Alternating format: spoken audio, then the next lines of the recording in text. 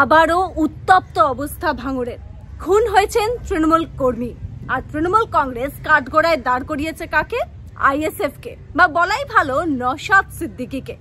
কিন্তু কান পাতলে শোনা যাচ্ছে যে এই যে খুনের ঘটনা, যে নেতা, তৃণমূল নেতা খুন হয়েছেন ভাঙড়ে, যার নাম রেজ্জাক খান, এই ঘটনা নাকি তৃণমূল কংগ্রেসের এক দলের সঙ্গে অপর দলের দ্বন্দ্বের জের। সত্যতা কি তার জানতে রীতিমতো কলকাতা পুলিশ ঝাঁপিয়েছে। তবে কাঠগড়ায় দাঁড় করানো হয়েছে আইএসএফ কে। শওকত মোল্লা রীতিমতো নওশাদ সিদ্দিকী এবং আইএসএফ কে এই ঘটনার জন্য কাঠগড়ায় দাঁড় করিয়েছেন, আঙুল তুলেছেন। কি বলছে আইএসএফ আজকের প্রতিবেদনে দেখাচ্ছি।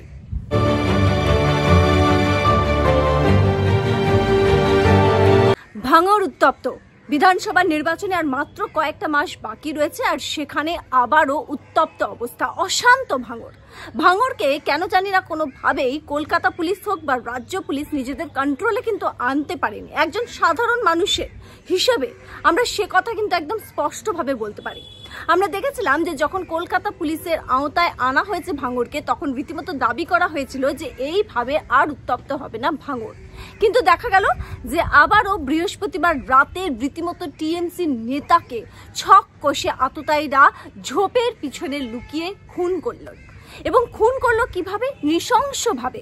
যেভাবে হত্যা করা হয়েছে তাতে করে স্পষ্ট যে অনেকটা সময় নিয়ে কিন্তু এই হত্যাকাণ্ড ঘটানো হয়েছে। প্রথমে গুলি করা, আর তারপরে রীতিমতো কুপিয়ে খুন করা হয়েছে। কেন? নিশ্চিত করা হয়েছে যে এই তৃণমূল নেতা, যার নাম রেজ্জাক খান, সে মৃত। তারপরেই আততায়ীরা ঘটনাস্থল ছেড়েছে।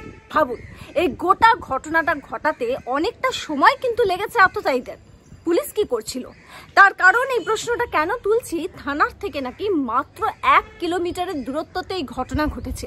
সে 1 কিলোমিটার হোক, 10 কিলোমিটার হোক, এখন আওতায় কলকাতা পুলিশের এই ভাঙড় এলাকা। তাহলে আবার প্রশাসনের ভূমিকা নিয়ে কি প্রশ্ন উঠবে না? সাধারণ মানুষ কি তুলবে না প্রশাসনের ভূমিকা নিয়ে প্রশ্ন? কিন্তু যেখানে এই সমস্ত প্রশ্ন ওঠার কথা, ঠিক সেখানেই শওকত মোল্লা, তৃণমূলের নেতা, তিনি এই ঘটনার পিছনে দায়ী করলেন আইএসএফ কে। রীতিমতো কাঠগড়ায় দাঁড় করিয়েছেন কাকে? নওশাদ সিদ্দিকীকে। ভাঙড়ে যখন এই ধরনের ঘটনা ঘটে থাকে তখন কিন্তু বিজেপির দিকে আঙুল তোলে না তৃণমূল কংগ্রেস। তৃণমূল কংগ্রেসের নেতারা সরাসরি আইএসএফ এর দিকে কিন্তু কাঠগড়ায় তাদেরকে দাঁড় করিয়ে দেয়। কেন? আমরা খুব ভালো করে জানি সেখানকার বিধায়ক, অর্থাৎ আমরা দেখেছি যে যেভাবে আইএসএফ কাজ করেছে বা নওশাদ সিদ্দিকী যেভাবে সেখানে ফলাফল করেছে, তাতে করে কিন্তু তৃণমূল কংগ্রেস সবসময় এই জায়গাটা নিয়ে চাপে থাকে। যদিও বা নির্বাচনে পাখির চোখ করা হয়েছে তৃণমূলের পক্ষ থেকে এই এলাকাকে, কিন্তু কতটা সফল হবে টিএমসি সেটা নিয়ে কিন্তু প্রশ্ন রয়েছে। তবে ইতিমধ্যে দেখা গেল যে ঘটনা ঘটতে না ঘটতেই শওকত মোল্লা তার দল বল নিয়ে ঘটনাস্থলে গেলেন এবং রীতিমতো সংবাদ মাধ্যমের সামনে আইএসএফ এর দিকে কিন্তু নিশানা দেগে দিলেন, বা রীতিমতো কাঠগড়ায় দাঁড় করিয়ে দিয়েছেন নওশাদ সিদ্দিকীকে। তবে আইএসএফ তারা কি বলছে দেখুন। কয়েকদিন আগে যেটা আমরা জানতে পেরেছিলাম যে সেখানে একটা কোনো আন্দোলনে নেমেছিল আইএসএফ, এবং পুলিশরা কিন্তু তাদেরকে একাধিক, সেখানকার যারা আইএসএফ নেতারা, কর্মীরা, তাদেরকে গ্রেফতার করা হয়েছিল। তারপরে তাদেরকে 2 দিন আগেই নাকি ছাড়া হয়েছে। তারপরে তারা এতটা সাহস জুগিয়ে এই ঘটনা ঘটিয়েছেন, সেটা নিয়ে কিন্তু অনেকেই সন্দেহ প্রকাশ করছে। অন্যদিকে আইএসএফ যেটা দাবি করছে যে এই সমস্ত অভিযোগের কোনো ভিত্তি নেই, তার পাশাপাশি আইএসএফ রীতিমতোই কথাটা বলছে যে এই ঘটনা ঘটেছে তৃণমূল কংগ্রেসের নিজেদের অন্তর্দ্বন্দ্বের জন্য। তাদের নিজেদের মধ্যেই দুটো শিবিরে ভাগ রয়েছে সেখানে তৃণমূল কংগ্রেস। আমরা সবাই জানি যে এই ভাঙড় কেন্দ্র, একদিকে শওকত মোল্লা, অন্যদিকে আরাবুল ইসলাম, এই দুটো ভাগে কিন্তু বিভক্ত তৃণমূল কংগ্রেস ভাঙড় এলাকায়। সুতরাং যেটা এই মুহূর্তে আইএসএফ বলছে যে এই 2 শিবিরের মধ্যে মন কষাকষি, ঝামেলার জেরেই কিন্তু এই নেতা খুন হয়েছে।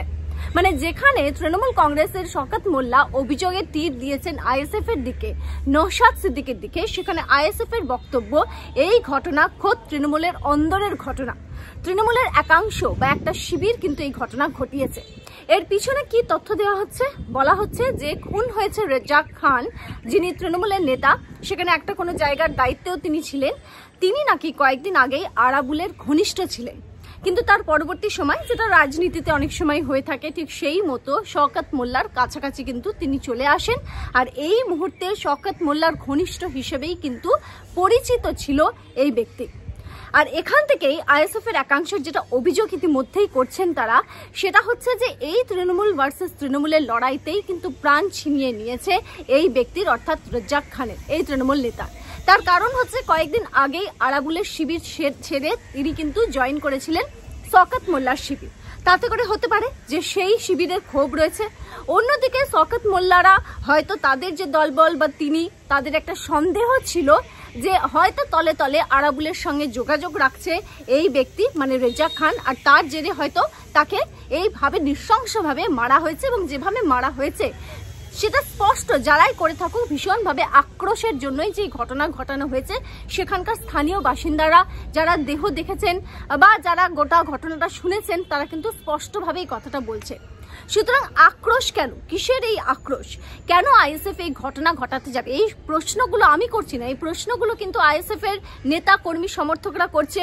এমনকি এই মুহূর্তে ভাঙড়ের বিভিন্ন মানুষ কিন্তু এই প্রশ্নগুলো তুলছে, কারণ সামনেই নির্বাচন রয়েছে এবং আইএসএফ জানে যে এমন ধরনের কোনো ঘটনা ঘটলে তাদেরকে বিপাকে পড়তে হবে।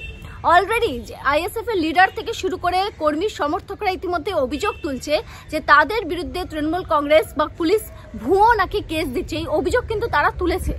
তারপরে তারা এমন ধরনের হত্যাকাণ্ড কেন ঘটাতে যাবে, এই প্রশ্ন আইএসএফ এর নেতারা তুলছেন যে কেন আইএসএফ এই ঘটনা ঘটাবে। কারণ এই ধরনের ঘটনা যদি বিধানসভা নির্বাচনের আগে ঘটানো হয়, তাহলে খুব স্বাভাবিকভাবে যে তৃণমূল কংগ্রেস তাদেরকে, আইএসএফ কে, নওশাদ সিদ্দিকীকে কাঠগড়ায় দাঁড় করিয়ে দেবে, সেটা স্পষ্ট।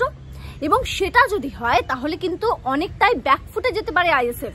এই কথাটা জানার পর কেন তারা এই ঘটনা ঘটাতে যাবেন বা রেজ্জাক খানকে খুন করে তাদের লাভ কি হবে, এই তথ্যগুলো বা এই যুক্তিগুলো কিন্তু আইএসএফ এর পক্ষ থেকে ইতিমধ্যেই দেওয়া হচ্ছে। তাহলে ঘটনা কি?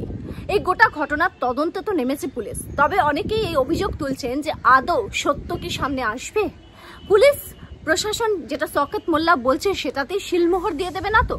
ইতিমধ্যেই কিন্তু আইএসএফ নেতাদের মধ্যেও একটা আতঙ্কের ছায়া রয়েছে বলে জানা যাচ্ছে, কারণ তারা বুঝতে পারছেন না যে কি ঘটনা ঘটতে চলেছে, পুলিশ তাদের বিরুদ্ধে কি স্টেপ নেয়, এই ঘটনার পিছনে কাকে দায়ী করা হয়, এই সমস্ত প্রশ্ন তাদের মনে চলছে।